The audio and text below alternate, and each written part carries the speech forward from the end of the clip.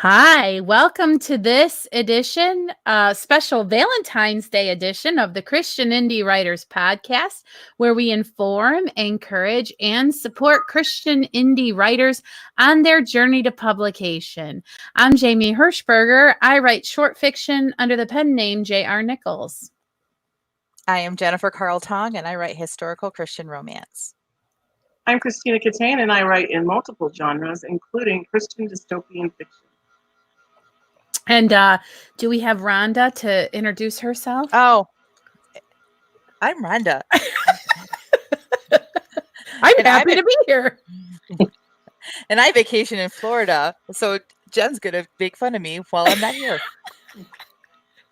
I got to tell you, I feel bad for her because I did take a peek today at the Flint, Michigan 0-degree weather as I was letting my dogs out in the 69 degrees and sunshine. I was feeling really bad for you all up there in Michigan, I got to say. Yeah, so I have to start my vehicle up like 10, 15, 20 minutes before we're ready to go take the girls to school.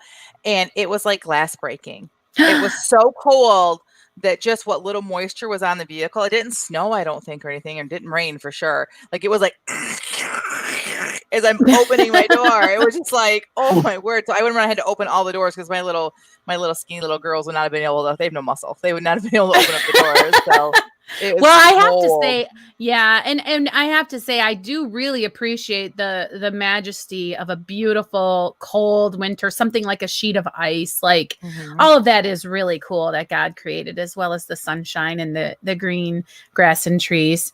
Okay, so there's a chat going on. The first, I see, yeah, you see that. All right, let's address this right now. Why do I get the feeling Jen was responsible for the topic this week? Hi, Robin. LOL. I know, right? I can't do it with a British. Hello. I know, right?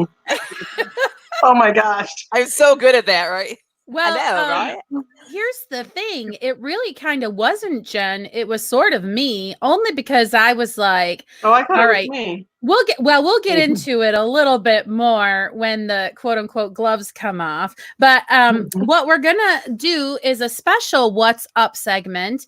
We are going to talk about Valentine's Day gifts. And just because for fun, we're going to talk about what most women would like for Valentine's Day versus what we would like for Valentine's Day. And after conversation with my husband, I changed the thing I was going to talk about. But I will say most women like to be taken out for dinner. I like to get new equipment for making dinner. Do you know what my husband did? Okay. So yes, Jen. Background. I think, right. Background. Okay. This, so, but it's not what you think, Jen. Okay. So here's the thing. I have this griddle, okay, to make a grilled cheese. You know what a griddle is. It's a handle pan that's flat. Right. Yes. And it has a very small lip around the edge. And specifically, people use it for making flapjacks, pancakes, whatever you call them, and grilled cheese.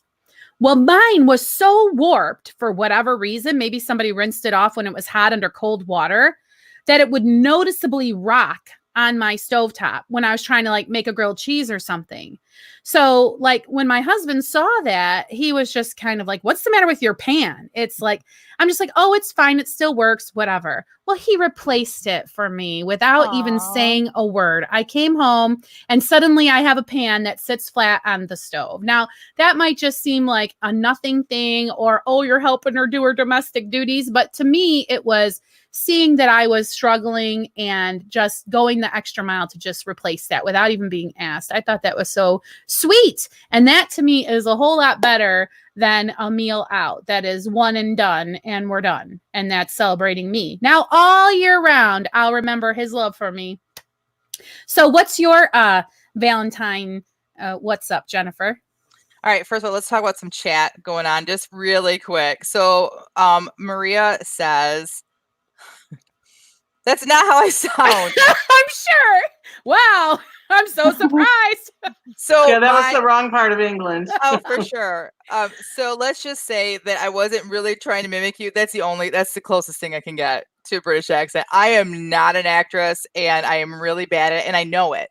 I know that I'm bad at accents. I have a friend actually who was an actress, can do any accent. She's just amazing. And to annoy her, I used to try to do a British accent. Well, So I was speaking just of trying to be annoying, funny. yeah, speaking of annoying people with a British accent, I remember this one guy being like, "Can you do a British accent?" And so I did. I won't do one to embarrass myself here. But then he's like, "No, I'm not talking about people pretending to be British. I'm talking about like a real British person." And I was just like, first of all, who are you? And do you even know a real British person? And second of all, I don't even know. But he was like, I do not obviously do a good one, if that's and the accents are so different depending on where you are in England. It's just like, us up in Michigan and somebody down in Alabama would have a different accent. Right. Or Texas or whatever. Yeah. So you would have to be more specific. What kind of British accent are you looking for? What else are we missing in the chat, Jen? Anything relevant? They're all talking about how bad my my accent is. Not everyone is near London. I get it.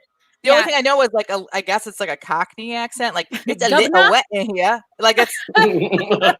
I know it's bad. I'm not actually trying to pretend like I know it's good. I don't. It's not good. That's what makes it so funny. Sage Gordon did say that, yes, very nice husband. Yes. Oh, Robin. Yeah, thanks. What did Sage say? She said similar. She said, "Oh, how sweet! What a good husband he is. He is. He's great." So, what is your Jennifer? Your special Valentine's Day? What's up? What is yours? All right. So we discussed that we were going to talk about what would be the ideal Valentine's present for us as individuals, and then I feel bad because I woke up this morning. My husband had bought flowers. So not only my husband leaves at 4:30 in the morning. So he bought flowers yesterday and had to hide them somewhere. I don't know where. And I wish I brought my card over here because he did it at 4:30 in the morning. I'm not sure who Jem is, but he did it in cursive and he wrote the card to Jem. But I don't want to tease him because it was very nice to buy flowers for me because he never does. So hopefully he doesn't listen to this.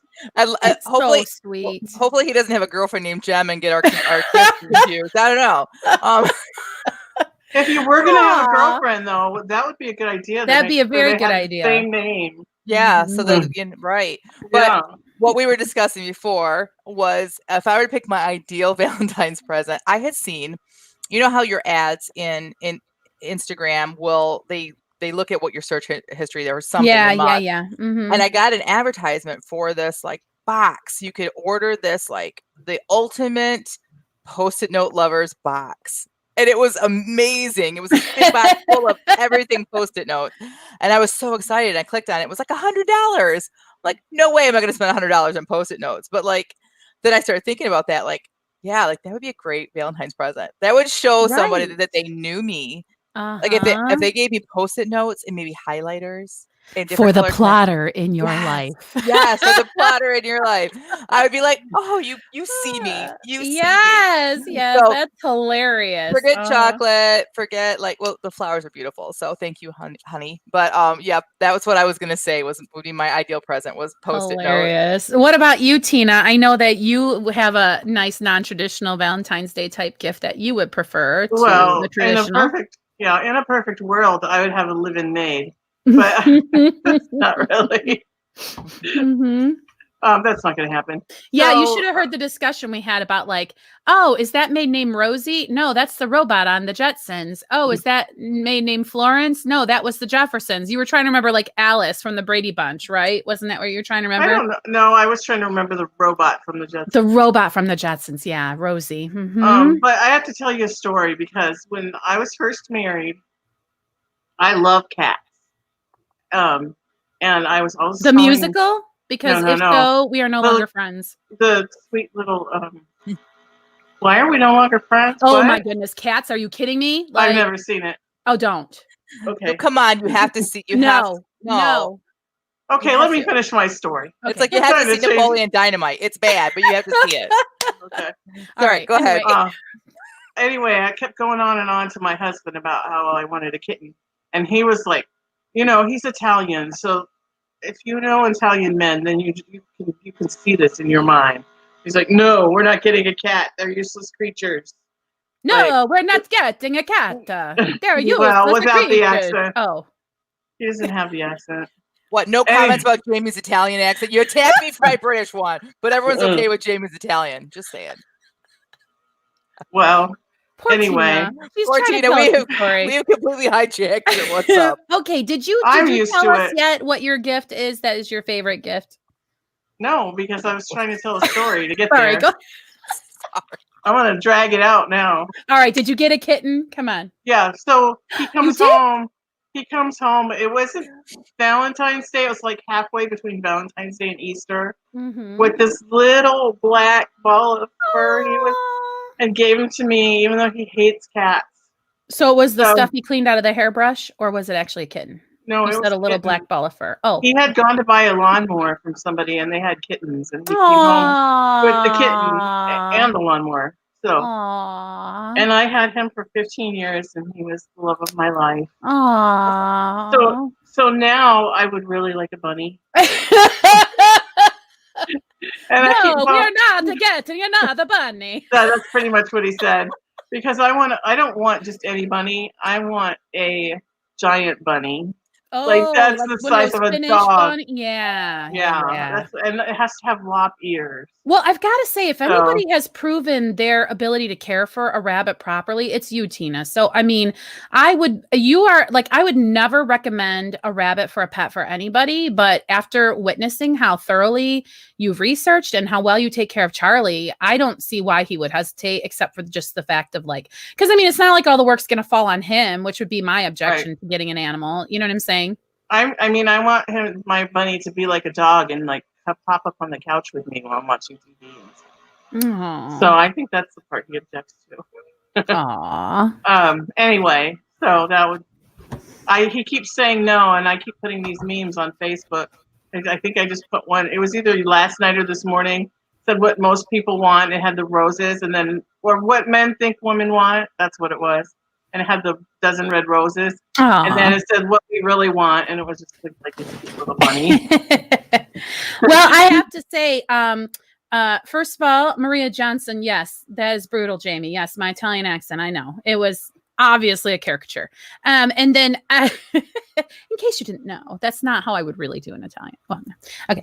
All right. Sage Gordon says she just had her dating anniversary 10 days ago. Aww. And they'll just have ordinary supper tonight. That's fine. And then I think that Sage and Mr. Sage are the cutest. Ooh, do you know them in real life? Yeah, Robin didn't like my Italian accent either. Wow, is all she really could say. She's rendered speechless. I have to say, the thing about cats. Okay, get this. What we all need to do, you know how there's those pranks ask your mom how to microwave a Thanksgiving turkey. What our prank should be tonight is we should all rent the movie Cats and tell our husbands, okay, I really want to watch this movie as a Valentine's present to me, and then force them to watch it and just kind of tape the reacts, right? The problem is, Jamie, your husband's a super fan, so he's probably listening right now somewhere. Oh, rats! Yeah, and then also, so then you could get Napoleon Dynamite, like Jennifer suggested. It could be a double feature of misery for your husband, and he can just prove how much he loves you by saying, "Okay, I'll watch the." Well, anyway, we like Napoleon Dynamite in our house, so if you want to fight about that, we can in another episode. We actually do too. My husband loves that movie, so that would not be a problem. He'd be like, "All right, let's watch Napoleon first," and he'll fall asleep. Yes. And then yes, then you can fall asleep during Cats. Yeah. So I just have to point out to Robin, I've had the husband for 21 years. I had the cat for 15. Oh. She wanted to know. Robin says that the captain is finishing work on The Office. That would be a great Valentine's present. That's so awesome. Yeah. I really like those maps, by the way. She showed a picture in the nautical maps. I could see them kind of on the wall. Yes. I like them. I couldn't figure out a way of sharing it. So we have to look at our Facebook page so that people can share things to our face. There's some sort of setting where so that people can share to our Facebook page so that we can start doing. So that's something I did a long time ago. Okay. We got to read this one and then we can move on. Okay. LOL, for a second, I really thought Jamie was going to say microwave a Thanksgiving cat. Oh, I know food can be different in the U.S. and the U.K., but that would be a bit much. Well, it's a special cat that's bred for this purpose. They call, the white ones out from the group, and then they sell them at Thanksgiving. At the black market. By the pound, yeah. Oh, it's about Whole Foods. This is not Korea. It's in the Whole Foods in the section. So here we go. Let's move on to the topic du jour. Ding, ding, ding. In this corner, we have Christina Catane, the challenger. And in this corner, ding, ding, ding, we have Jennifer Tong, the champion currently. Okay, so basically what this is Wait a minute. so How did perfect how she I'm end in the up the middle. champion? I don't know. Like she logged on first. Okay. So Okay. here's the deal. We're going to discuss romance, Christian romance, okay? Because it's interesting that when we all met, we all had obviously very different opinions about, well, maybe it's not so obvious, about romance and what romance was. And I think I should share a story. So not yet, because first I have a game. First, I have a game for us, okay? Oh, what boy. we're going to do is we're going to play Spot the Christian Romance Sentence. So I have taken a book from the internet. It is called The Cowboy Secret Baby, Sweetwater Ranch. The subtitle continues, and it's by Jesse Gussman. Okay, now this is not an endorsement of the book. This is a book I found on Amazon that said it was a Christian romance, and I just did the look inside, and I plucked out 3 sentences. So you guys are going to tell me which sentence is from the Christian romance novel, okay? So here we go. The first sentence. Do we have to buzz in? Oh. Nope. You guys can just tell me what you think. Can I play too? Yeah. Okay, you could probably, do you have something to write? Oh, Rhonda, yeah. So if you have a way to write it down real quick, A or B, and then you can show the screen so we can prove that you're not changing your answer. Okay. So here we go. So sentence group number 1. A, he caught a glimpse of the skeleton in his closet. B, some secrets were meant to remain buried forever. A, he caught a glimpse of the skeleton in his closet. B, some secrets were meant to remain buried forever. So is the true Christian romance novel sentence A or B? Ready? 3, 2, 1, go. Oh, Jennifer says B and Tina says A. And hold on, the answer is A. A. He caught a glimpse of the skeleton is going down in his closet. Okay, here comes the next one. Are you ready? A, he'd be the strong legs and back that carried out all her plans. Or B, his well-developed quads strained against the fabric of his Levi's as he strained to lift the boulder. A or B, ready? This is what I want it to be, but I'm afraid it's the other one. 3, 2, 1, go. A, it is A. Very good. Yes, good. Because okay, so there we go. And then we have one more. Finally, A, every man became her prisoner when she walked into the room. Or B, she's not lacking companionship and attention. 3, 2, No, read 1. Read again. Every man became her prisoner when she walked into the room. Or she's not lacking companionship and attention. 3, 2, 1, go. This is the better line. A and B, and the answer is B. B is the answer. So how did you guys do at home? I will tell you that I really felt that Jesse Gussman, who wrote The Cowboy Secret Baby, obviously I felt the better crafted sentences were the ones that were actually Jesse's. And then I made up some that I thought people would assume were typical of a romance novel, right? With the quad straining against the Levi's. So I was intentionally trying to fake people out. So that last one, you wrote that first sentence, A? Yes. That's a great sentence. I'm taking it. Oh, thanks. It is a really good sentence. I really like the one about the quads and the Levi's. Yeah. No, I was nervous. I thought. And I'm kind of proud of you, Jamie. That you. Oh, well, thank you. Okay. Well, okay. My husband is in town, so I'm pretty sure quads are your arms. No, that's biceps. Quadriceps are your front thigh muscle. That's your quads. Oh, okay. All right. See, so I don't write like that. That's so okay. I was a little nervous though because I have read Christian romance, and I was like, yeah, and then your hams are the muscle attached to your glutes. Anyway, okay. So the point is, I think a lot of people have misunderstandings about Christian romance, particularly because the romance genre can be quite pornographic, let's face it. And I think that a lot of Christians kind of bristle reflexively. So Jennifer, why don't you tell us the story that you wanted to tell us before our little game? Okay. So we were when we were first a very new writing group, our very first meeting at Rhonda's house, actually, there were 6 or 7 of us that showed up there. And she had a big dining room table, and we were all sitting around it. Rhonda is sitting at the head, and I'm at the other end, and so there's people on both sides. So we wanted to introduce ourselves, and so we started up next to Rhonda and worked our way around. So I'm about halfway through the group, right?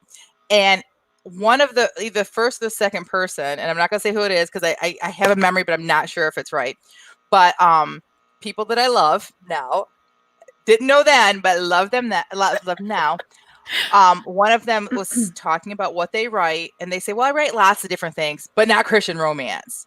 Like, no. And then the person sitting next to him was like, oh yeah, no, Christian romance is the worst. And they have a little conversation at the table about how terrible Christian romance is.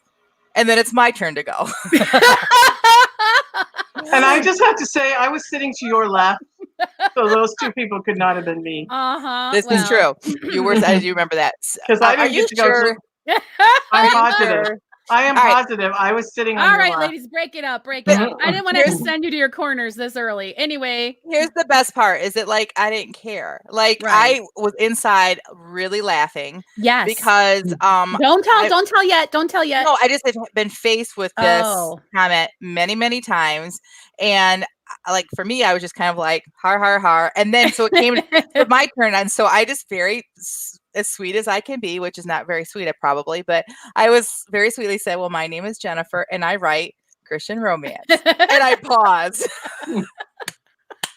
It was really great. And then we finished, we were on the table, and it got to Rhonda, who was last, and Rhonda's like, well, my name's Rhonda, and I love Christian romance. Like, she also went to bat for me. She really does, too. And she still, to this day, goes to bat for me on everything. Yeah. She loves everything I write, and she's a cheerleader at heart, and so it was just really funny. So, but we're all, like, super tight now and love each other, and yeah, it was a really great first experience.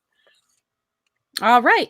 So, yeah. And Maria, just so you know, your comment about like the book, it was completely out of context. And if I remember, the man was talking about how he could help a sweet little old lady with some chores she had around the house or something. It was not about him taking over in a romantic kind of a way. Cause her comment is she knows it was out of context, but she's not comfortable with the line of the guy making decisions for her, which that's interesting because we could talk a lot about romance tropes and things we like or don't like about genre tropes that we've written. And so that's a topic for a future day. I appreciate that comment, Maria. But for right now, what we're going to talk about is, first of all, perceptions about Christian romance and how they can be so far from the reality, and also a discussion a little bit about changing feelings about Christian romance, because I know my thoughts have evolved since that first meeting. Tina, how did you feel once upon a time? Do you want to state your position first? Sure. So I have to differentiate Christian romance from other romance that I've read, and well-written romance, Christian romance, from badly written Christian romance, because we've all read badly written romance in general. Mm-hmm. I remember as the breastbone. Oh, yes. Yeah. I remember as a 15-year-old, my dad got me a short story writing correspondence course, and they assign you a mentor. And my mentor was a romance author for a publishing house that mass-produced very short, small little romance books. You probably all know who I'm talking about. I'm hesitant to say their name. Yeah, you don't need to. But she criticized whether my story was marketable or not, and I was like, well, who are you? You write for these people. Like, so who are you to tell me that my book's not marketable? So I do admit to having some prejudice. What is it about that, like what specifically? Because I will say that for me, I don't like how intimacy is cheapened a lot of times in what is now currently coined romance. I find that it's more or less just like hookup culture in a lot of the stories, and that's passed off as a romance novel. And I feel like there's a whole lot of romance that can happen without any clothing coming off. And it kind of can really gross me out sometimes. Even the look inside on the first page can be like wham in your face with like graphic kind of adult content, you know? And in my mind, a romance, if you said you were reading romance, in my mind, you were saying that you were reading pornography, but you were disguising it under the word romance. That was the perception that I had. And so in my mind, I could not take the term Christian romance and have it make any sense to me, because it was on par to me of saying Christian pornography. So I think that a lot of people maybe have that hang up. And so that was the position that I entered the writing group with. And then Jennifer has since talked to me about it. Tina, do you think that you fully stated your position, or do you have more to say? I was just going to say, my whole prejudice against it back then was from a literary point of view, because I was a bookworm and I had been reading things like Tolstoy and Tolkien and Michener and Jack London. And then to open up one of these little tropey little things where you just, switch out the character names and some facts about what their profession was in the setting, and you have the same story over and over again. Got it. So, the formulaic of it kind of thing. Right. Yeah. And then, so I have read Christian romance in the past, and I have really enjoyed it. Too much so. So by the time that I got to that writing group that day, I had come to a personal conviction that I am not supposed to read Christian romance. A personal conviction. Because I was using it. I always like to liken it to adultery and idolatry for me. Now, I'm not saying this for anybody but me, because when I read a book, I get so involved in the character that it was reading Christian romance was making me unhappy with reality. And I was comparing my husband to these men in the books. And so that's why I likened it to adultery. But it was even deeper than that. Because in a romance, oftentimes you have a male character who sees a female character and sees all their flaws and loves them anyway. And God just said to me, like, who is it in reality that sees you thoroughly and completely and perfectly and sees all your flaws and loves you anyway? And he said, that's me. And so you need to get whatever it is that, because I was using those books to fulfill that need in my life, to have somebody see me and accept me for who I was. And so this is a personal conviction that was just for me. So I'm not saying that anything against Christian romance. I appreciate that, because I feel like, we all have things that might be lawful but not expedient, right, in our lives. And so we have to be careful to be mindful of that. So we've spent enough time kind of on the case against, so to speak.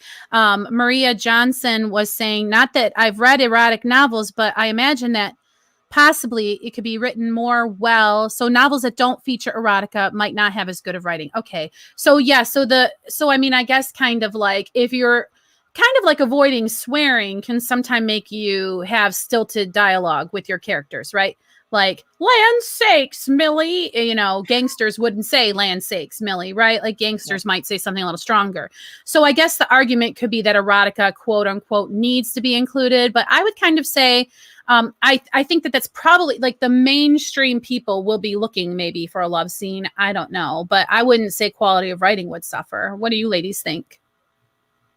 No, I just think that if you're a good writer, you can write without it. I mean, for centuries, good writers have written all types of genres that are considered classics now without having swear words in them and without having anything erotica in it, erotic or explicit like that.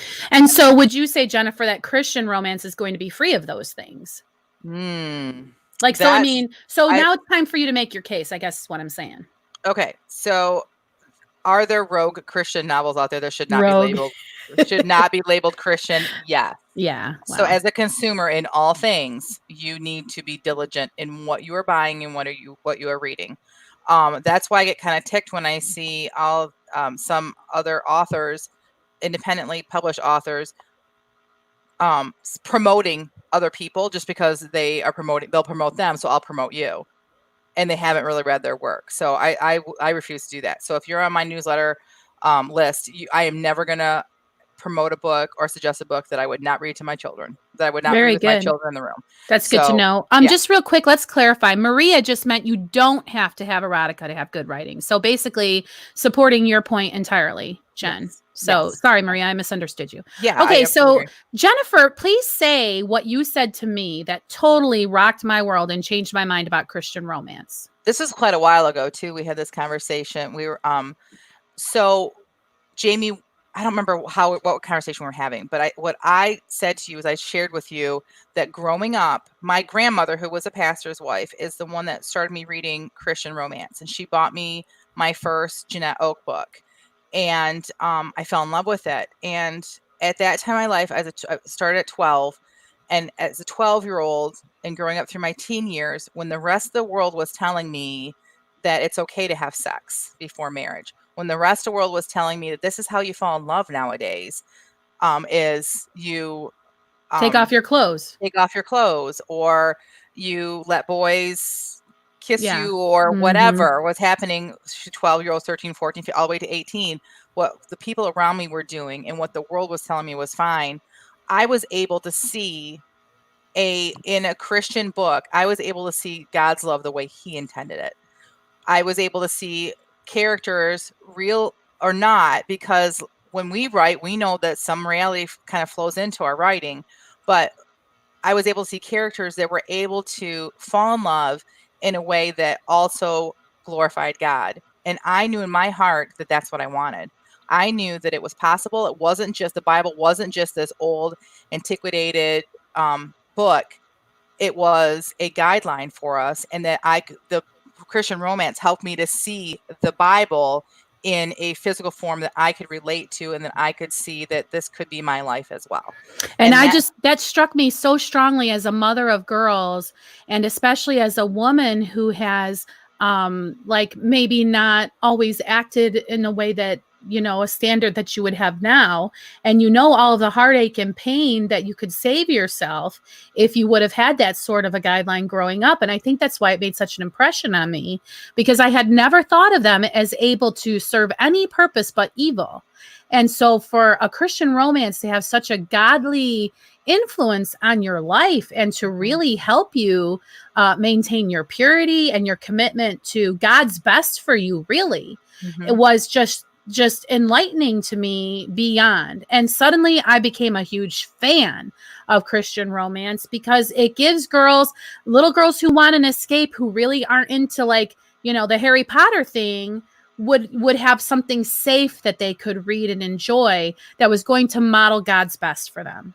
And there are studies that show that young girls, ages of 12, 13, 14, that's the age when you see these girls get really into boy bands. They really get into like young actors and things like that, because it is a psychological thing that young girls do, that they start to imagine what it would be like to be in love. They're not old enough to be in love. The emotion, the hormones are kind of starting to come in there, but really it's more about the love of it. And to feed our girls like something that is Christ-like, to me, that is like, and I don't write books for young children. I write books for women, but I read books at that age for them because that's what I wanted. I wanted to dream about the future. And Right. so, so I think that it does do that. It also is entertaining. And I see Tina's point, and if that is something that someone struggles with, then yes, and then romance is probably Agree. not what you should be reading. Completely But agree. if it is not something that you struggle with, then reading these stories that encourage love in a God's way. Christ-like, in God's way, I think Yeah. is a really great form of entertainment for a person. But I also think too that there's also, like, even in my own writing, I think there are also shortcomings sometimes in Christian writing. Like, I love Karen Kingsbury because a lot of her books deal with love, not just new love within marriage, love. Abiding love. Yes, and that's something I want to eventually kind of, once, if God will give me he's given me that remember that older character that I keep, those older characters that I keep Yeah, writing in my yeah. short I sprints. love them. So someday I think that God is going to open that door, and I'm going to be able to write some abiding love romance, because romance doesn't end when you say I do. So I'm hoping to do that too. But I think that where I'm at right now, I'm really loving it, and I feel like this is what God's called me to do, because it was so influential on me as a young woman, that I want to do that for other young women, as well as the fact that I just love it. I really enjoy reading it. I really get excited to read a good story that about two people that love God and fall in love with each other. It's just great. That's very sweet. I'd really like to go back to the point about how reading these can help you spiritually to see God's plan, because even though I don't read Christian romance, it was about 6 years ago, maybe, or maybe 5. I was doing a women's Bible study from the book of Hosea, and I actually had all the women in my Bible study buy Redeeming Love by Francine Rivers and read it alongside the Bible study into Hosea, because it brought to life in a real way that you could connect to what was happening in the Bible, that which can sometimes be confusing. It has kind of weird language sometimes, and it's harder to connect to that. And she did such an awesome job in that book of driving home that spiritual truth that was found in the Bible. Well, and it's very, very, very good, Tina, that you brought that up, because I'm feeling like we're kind of coming to a close of our topic today. But I think it's a really super good reminder that God is the origin of all love. And the marriage picture is a picture of the body of Christ and the reunion that will happen someday, and the gathering together of his people to himself. And all of those kinds of beautiful things are pictured in the picture of marriage. And so if we can glorify God with our Christian romance, then all power to it. So I think that that's really the takeaway is, you want your words to honor Christ, and you want to be putting out work that you believe glorifies God. So can we maybe all just agree on that, right? That's something we can all agree on. And great. So I think we can move on. The chat looks like it's really on fire, guys. We really appreciate all your participation, and we're sorry that we can't read all of the comments, but we do appreciate that you're all here and listening. Did you see anything, Jen, that you needed to pull out there, or just kind of general chatter? Yeah, well, they're having a great conversation. They are. If you're listening to this podcast, you might want to head over to YouTube and just read through the comments. There's some really great comments. We don't have, I don't think, time to go through all of them, but we appreciate our faithfuls for coming in and chatting it up. So one more thing I wanted to say, if you'd like to read a romance that is abiding love, especially if you're struggling in your marriage and you're just looking for some hope, Karen Kingsbury, I cannot say enough. I would say start with her A Time to Dance. It's not part of her larger series that she writes, but it is about a couple that is struggling in their marriage. There's 2 books, really, really good. It's very encouraging, and I think that it's kind of eye-opening too, because I think that everyone has struggles in their marriage. So and if you want to read some really fun Christian romance, I recommend Jennifer Carl Tong's series. I'm not even joking. We should plug you, since we are talking about Christian romance. Really great messages in these books, and characters that you'll fall in love with. Jennifer, why don't you tell us the 2 series names and the upcoming next title? Yeah, they're actually behind me. They're behind you. Yeah. My first book is Searching for Anna. Available now. You can also get it for free if you go to my website, jennifercarltong.com, and sign up for my newsletter. You can get the free ebook. It's so worth more than free, by the way. And then the second book is Avoiding Esther, which is the latest book, and Calling for Phoebe is coming soon. So I love that story. I love that story. Oh yeah, I love that title. Right? Yeah, it's a great title. Thanks. Yeah. It's and very. If you like history, there's a Michigan history in there too. Yes. Really fascinating. What is Sarah's story? I'm sorry, Sarah is the one I'm really looking forward to. What's her name? Or what's the name of that book? Do you know? Not yet. No. The working title right now is Redeeming. I don't want to do Redeeming because I don't want to get confused with Redeeming Love.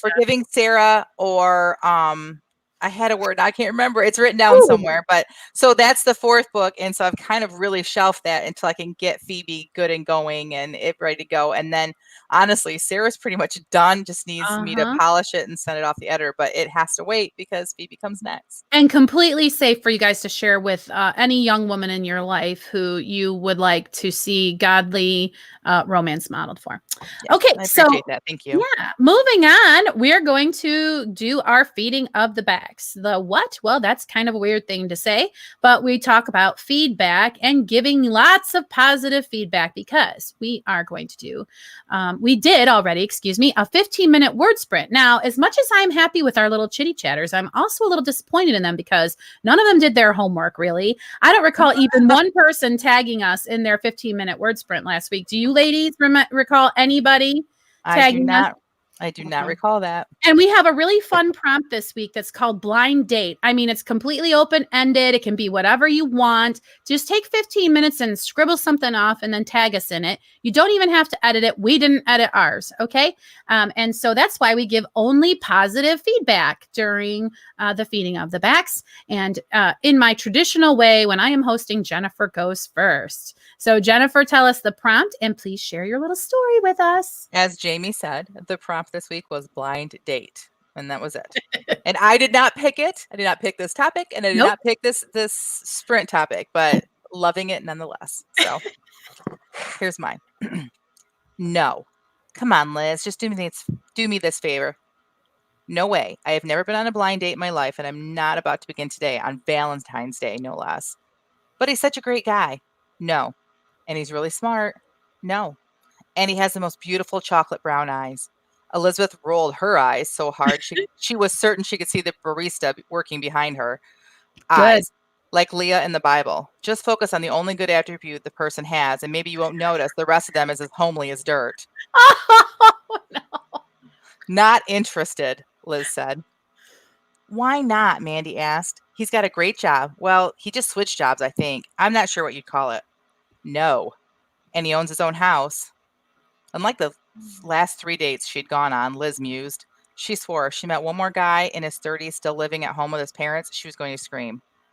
Listen, Mandy, there isn't anything you can say that will convince me to go on a blind date with your obviously desperate, out of work, homely as sin friend from college. Oh, no. Mandy bit her bottom lip and looked sheepishly at her. What if I told you he was already here? Dread filled Liz as she watched her friend's eyes lift from her to settle somewhere over Liz's head. She sat frozen in her friend's, as her friend's lips straightened into a stiff smile and slid out of the booth. I'll just let the two of you get acquainted. I'm laughing at my own writing. Liz refused to turn and look at the man who had no doubt heard every word of her last sentence. Every word, every insult hung like molasses in the air of the tiny diner. Nice. Hung like molasses. Sorry, go ahead. She felt more than saw Mandy hug the man to her right, then slip away, leaving Liz to face the consequences of her own words. She stared at her half-empty cup of mediocre coffee as Nick slid into the booth where Mandy had just sat. As angry as she was with Liz, she never meant to hurt this man's feelings. Stranger or not, should never have called him all those things. She took a deep breath. I'm so sorry, but her words stuck in her mouth when her gaze landed on the man sitting across from her. Oh, I knew it. He's a hunk, right? Duh. Dark, unruly brown hair. 3, 2, 1. You don't even get to hear anymore. No, come on, no. Just dark, unruly brown hair. That's not enough. Oh, you have to get to the straining Levi's. No. Oh, that just sounds terrible, Jamie. I know you were talking about his thighs, but when you read that, I was like, oh my gosh. Oh, man. Oh, that was so good. Jennifer, see, I just can't help but notice just how your writing has just become so like it's totally your voice, but just like you've grown up somehow. I don't even know how to explain it. Like you have these really cool ways of peppering in description that doesn't feel overly descriptive. Like you talked about the mediocre coffee, and you would think calling coffee mediocre does nothing, but just in the way that you use the phrase, it said so much because of the way that it was kind of thrown in there. Do you know what I'm saying? Tells you about the diner and everything, right? Yeah. You know exactly where she is just because you called that coffee mediocre, for example. And then the hung like molasses in the air. All of that was just perfect amounts of description, which normally, I hate description. So I loved it. Loved it. Thank you. I was really expecting it to be somebody she knew. Maybe. When she's, when you said that. So yeah, I wasn't sure as I was writing it. Like, even as I'm writing it, I'm like, because if this isn't part of a story, then maybe before this happened, they would have ran into each other and gotten into an argument. Who knows? like her long lost love when she was a teenager. That's what's so fun about a sprint, right? And if the timer wouldn't have gone off, you would have gotten to give yourself a nice surprise today, right? Of just discovering who these people are and what their story is. And super fun. And it's proof that we actually do this as a sprint. Like, I mentioned a barista and then I call it a diner. So like, I would go back and edit that. I like the diner idea better because she's not expecting it to be a date because they're just at this crappy diner. So there wouldn't be a barista there, and it wouldn't be mediocre coffee if you had a barista. It would just be like, Right. Well, and I think it's so fun how when we're listening to give positive feedback, we overlook so much because, do you know what I'm saying? Like, I don't think that even crossed my mind that there was a little whatever glitch. And when I was writing it, it didn't cross my mind until I read it the second time that I'm like, oh yeah. Barista. And I got so caught up in the story, I forgot I was supposed to be looking for positive. Right. Yeah. Like, I just enjoyed the story, and I was really excited to find out, like, why she was shocked when she looked at the guy. Well, thanks, ladies. I appreciate that. Okay, all right, Jamie, are you going to go next? Yeah, I'll go next. That way it's not too much of me talky in a row. Here is my take on Blind Date. Marlene spun her half-empty mug in the puddle it had created on the bar and huffed a strand of bangs out of her left eye. She was frustrated, not because of the lack of available coasters in her hometown's lame-o excuse for a bar, or even a beverage napkin, for heaven's sake, and not because the blind date her mother had set her up on hadn't worked out. No, she was frustrated with herself for expecting any other outcome. After all, she was pushing 30. Everyone knew the quality men were all snatched up by age 25.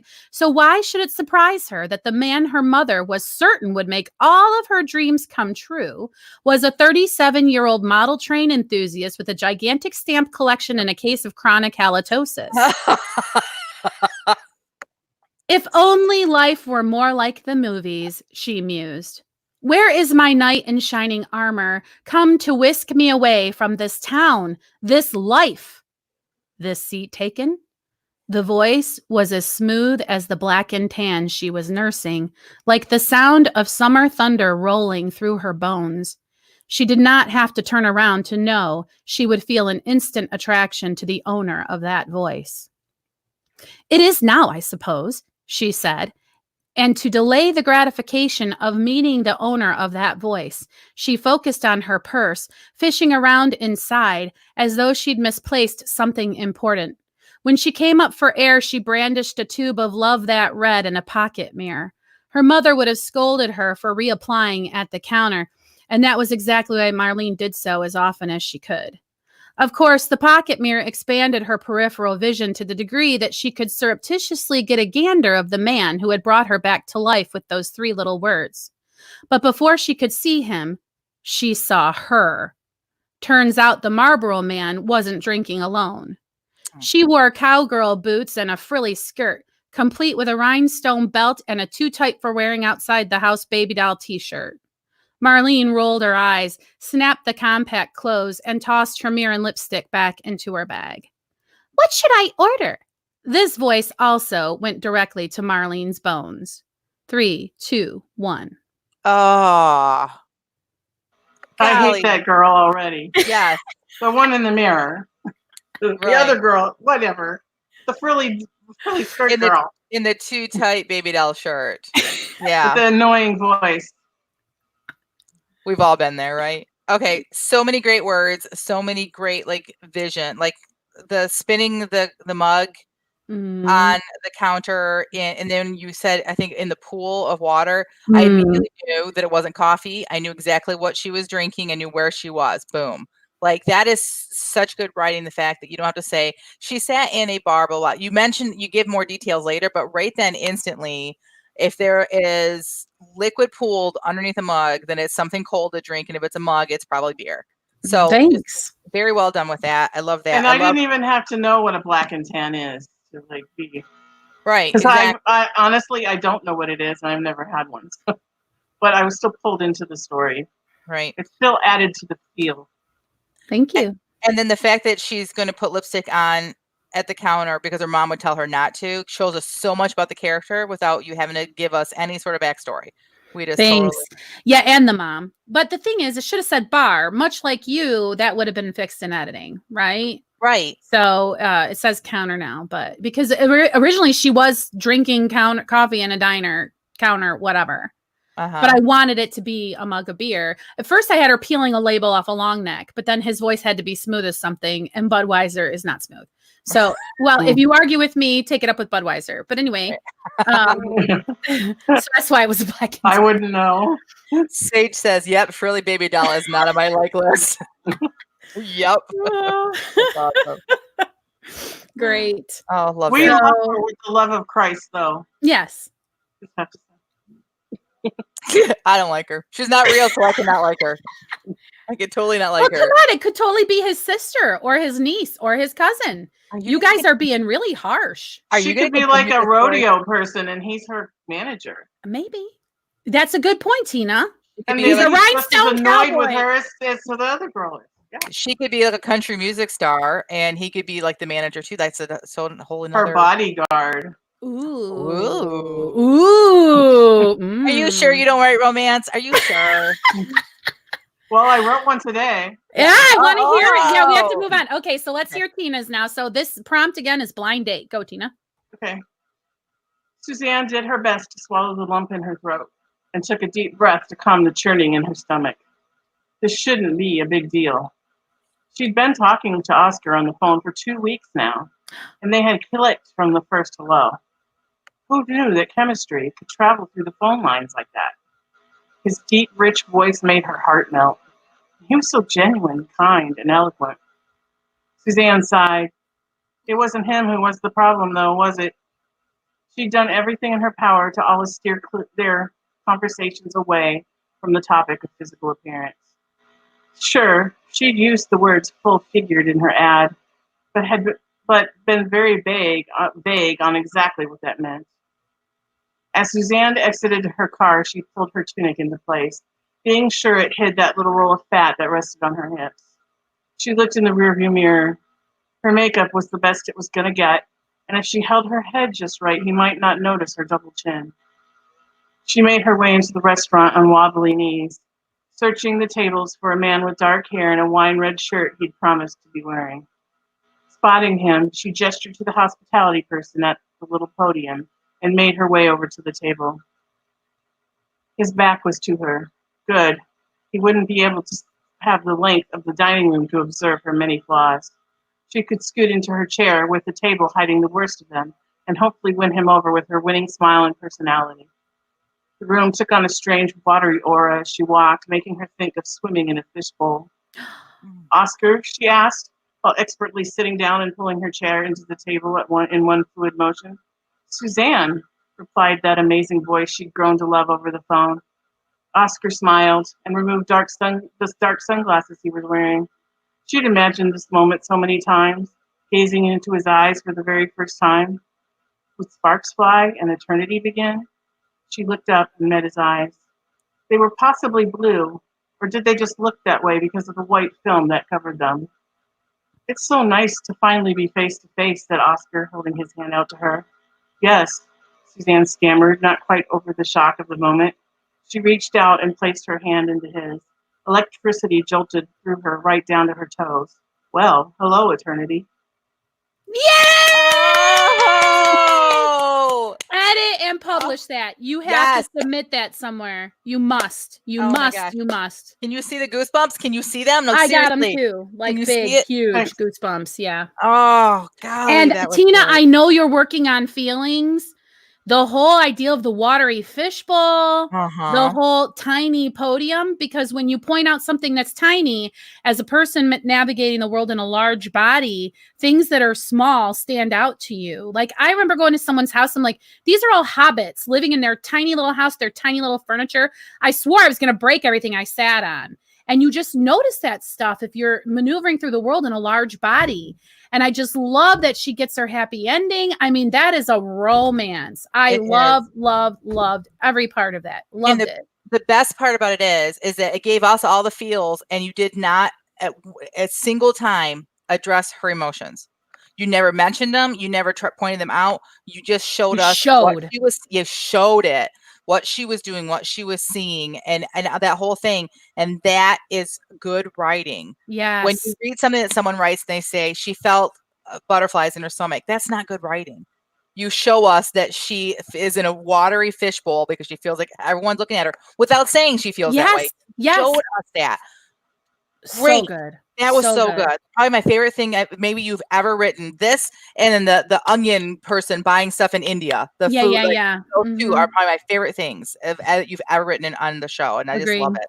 Agree. Sage says that was fantastic. Yeah. Agreed. I've been working on emotion, so like showing emotion in my writing. That was perfect. I thought I would just continue. And I'm really glad that I didn't make my guy blind because I almost did. But I wouldn't have handled it. So I wouldn't have. Tina handled it so great because I didn't want to feel like it's a joke. Like I didn't want to make a joke of someone being blind. And she is so wonderful. Oh, so wonderful. I just love that. Agreed. Everything about it. Yeah. Tina, you really should edit it and sub it around. And if it doesn't get accepted the first place, keep subbing it because it's very, very publishable, I would say. Thank you. Good job. All right. So now, sadly, wah, wah, wah, sad horns. It's time for Accountability Corner. Oh, we're doing that this week? Yes, I know. Rhonda has been collecting seashells on the beach, but we're going to assume that she also just works so hard. Where's Rhonda? How did you do, Rhonda? Did you work while you're on vacation? I did a little bit of work. A little bit. Did you collect some new seashells, Rhonda? Yeah, she's nodding. I did. And my accountability for next week is I am going to finish my nonfiction. I'm just kidding. I don't know where she's at. Yeah. Well, I guess her accountability for next week, she'll be here physically instead of a sign on a stick. I will be here physically. I will show up to office hours, and I will not tease Jen about one single thing. Oh, she's there in the chat. Hug. The big lots of she said, we just landed and I heard the last seconds of Tina's. I'll have to replay them near Mall. Did you hear Tina? Did you really get Tina to write a romance? Yes. And then she said, yes. Tina actually wrote a really good romance. Like she slayed today, honestly. So great. Yep. So Tina, what's your accountability for this week? What did you promise last week? How did you do? What's up for next week? I don't remember what I promised last week, but I have been working on I got some stuff back from my editor. My phone's pointing in the wrong direction. And I have a little bit of work to do on the emotion. Yeah. I need to insert some emotion in some key areas, which is difficult for me. I in real life, I tend to suppress emotion. Yeah, we were talking about possibly doing an episode about that eventually, right? Yeah, and so my character was suppressing her emotion, but the reader needs to know her emotion. So I'm working on that. And so that's kind of where this sprint came from, because I've been doing some exercises to try to get in touch with that. Boy, is it working. And I really hesitate to say what I'm going to be, where I'm going to be next week. I'm just going to, when I can work, I'm going to work on continuing what I was doing. I have some health stuff going on. I had an ultrasound yesterday, and I have to go back to the doctor on Monday. So I really don't know what next week looks like. So you need like a bye week, right? Oh yeah, Tina. Yeah. You had ultrasound. Are you pregnant? Yeah. Do you know the gender? You can have a reveal cake, and it was negative. They did. I was cracking up when I looked at the lab slip, and they were going to do a pregnancy test. Yes, because your troubles were of a certain nature that made you fairly confident this was not a situation of pregnancy. Right. Let's be done. Not only that, I had my tubes tied 16 years ago. Oh, yes. Mm-hmm. The nature of my health condition precludes any kind of romance. Yes, and God already did the miracle baby thing once, and he's not a do-over kind of a guy, so I don't think that that's in the cards for you. Wonderful. Yeah, okay, so anyway. We're going to give you a bye this week then, Tina. If you show up on Friday and all you did was stay healthy, we're just going to say good enough, right? Because, I mean, that's what you need.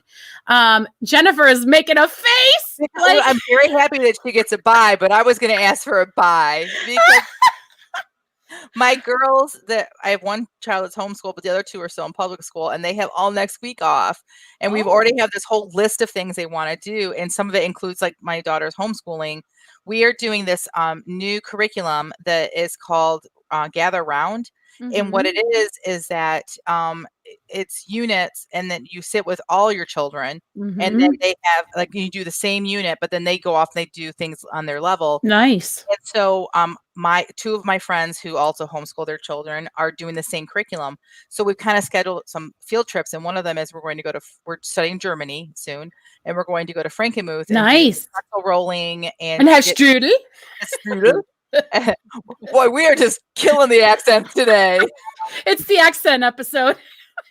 Well, I'm killing my Midwest housewife accent. Well, Jennifer, I would give you a bye week, except I feel like you are completely capable of doing some. Okay, so how about a tiny goal? How about if my concern is office hours? Because and like my kids are only little once, and they are very excited to be home this next week. So I don't foresee myself showing to office hours. So I'm going to say that straight up. But yes, how about if I can get through chapter 16 next week? Great.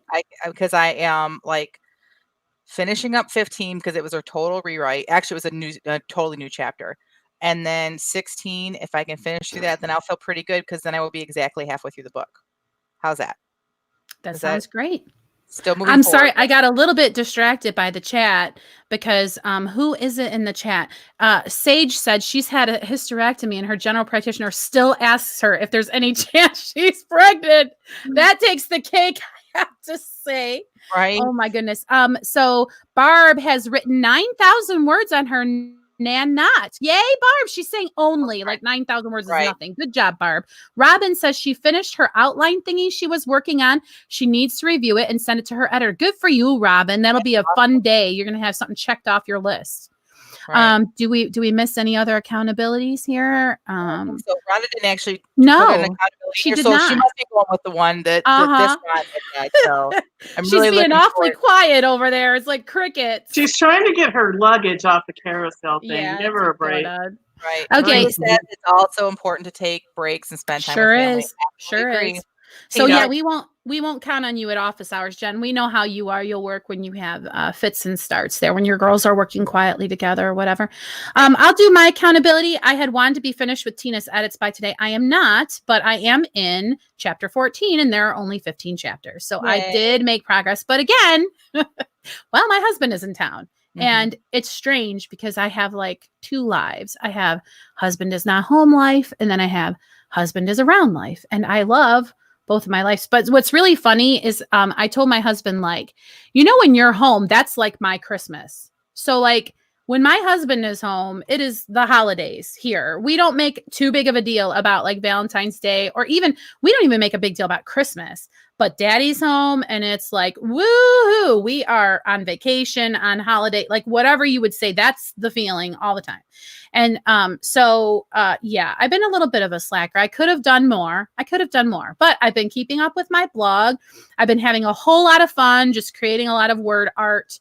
And so I'm really happy with the progress I made this week, in spite of the fact I did not meet my goals. But I would like to be finished with Tina's edits by next week, Friday, by next week's podcast. That's I'm committed. I mean, it's only 1.5 chapters. Come on. So I'm committed. You can do it. Yeah, for sure. All right. So a couple more people in the chat. Sage says, I have done almost no writing the last 2 weeks because I've been overtime at work, but this week I will finish Bloom Draft 2. You can do it, Sage. You will do it if you say you will. I believe you. Right. Robin says my goal is to get the craft room filled with all the things that are currently scattered elsewhere in the house. Oh, jealous of a fun goal. Yes. And I'm going to give credit where credit is due. So some people might say, well, that's not a writing goal. I cannot write if some things are sitting over here and not done. And Jamie did have a great accountability. Just two of us were in office hours at one point, and she really called me to the carpet on resting and finding rest and not stressing out about stuff. So, but I really do appreciate that. But yeah. Hey, I think I was there actually. And there's also just because I was in tears. So if you would remember if you were there. There's a lot to be said with just being able to find your tools. Like my husband goes crazy when his garage isn't organized because you need a tool. You need to know where to go to get it. So your stuff has to be in an organized fashion sometimes to even be productive. So good for you, Robin. Maria is going to try to do a bit more editing this week. And she said, Sage is, and I will record the first 4 podcasts. What is this? I don't know what that is. Are you doing your own podcast? Oh, Sage? Do you need some guest host or some guests to just be on there yakadecking? I can talk in case you haven't noticed. Okay, just kidding. But anyway, fun stuff going on with everybody. Yeah. I saw someone say that they're going to try to do something. I would just like to remind you that there is no try. Commit that you will do it. And then if you don't, you will be farther ahead than you were before, even if you don't make your goal. So just commit. Also, yay, everyone, for all the progress that you've made so far, because I mean, I don't think we take enough time to really say, wow, look at what we've accomplished so far. I mean, well, it's already February 14th, but any progress you've made so far this year, you are farther along in your journey than you were January 1st. So you should all be very proud of yourselves. Hooray, you. Yay, you. Yay. Okay, and I guess that's all, unless there's anything anybody needs to add. Happy Valentine's Day. Yeah, happy Valentine's Day. Yeah, however you celebrate or don't. Happy to. Yes, and go get some clearance chocolate tomorrow. I recommend the tuxedo muffins at Big B Coffee. Tuxedo muffin? I don't have Big B Coffee. Stop. Well, I guess you have to like get your paybacks since I have 69 in sunshine and you guys have 0 degrees in gray sky. You can have your Big B tuxedo muffin. I'll let you cheer yourself up as you're shivering eating it. All right. So on that mean note, I guess I will sign off. So until next week, that concludes this episode of the Christianity Writers Podcast. So until next week, may your pen be prolific, may your deadlines be met, and may all of your words honor Christ. Bye. Bye.